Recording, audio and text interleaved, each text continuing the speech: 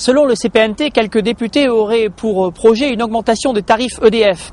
Après la récente augmentation en août, toujours selon la même source, cette augmentation serait justifiée par des investissements en énergie renouvelable. Des investissements qui seraient supportés partiellement par les factures des usagers, selon toujours le CPNT. On nous annonce une augmentation possible de 4% pour début 2011.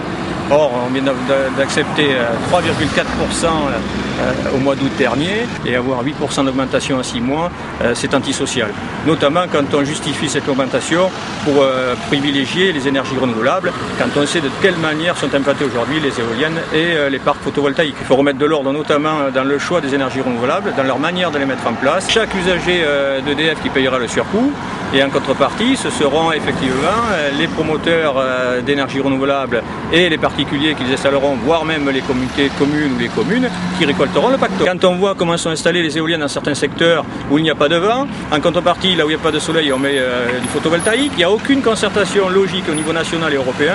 Les ONG comme la LPO font du lobby pour ne pas avoir d'éoliennes parce qu'ils justifient qu'il y a des couloirs migratoires et on les justifie par contre en Gironde qui sont juste derrière le Poitou-Charentes et forcément dans un goulet migratoire. Mais par contre là, la LPO dit allez-y, vous pouvez mettre de l'éolien. On voit bien que là, c'est que du lobby, que du financement au détriment des Français et des plus bas salaires. Voilà, il y a une incohérence dans toute cette mise en application d'énergie renouvelable. Il faut revenir à du concret, mettre tout le monde autour de la table et arrêter d'augmenter la facture EDF de tous les contribuables français parce qu'aujourd'hui c'est injustifiable, notamment avec la crise économique actuelle.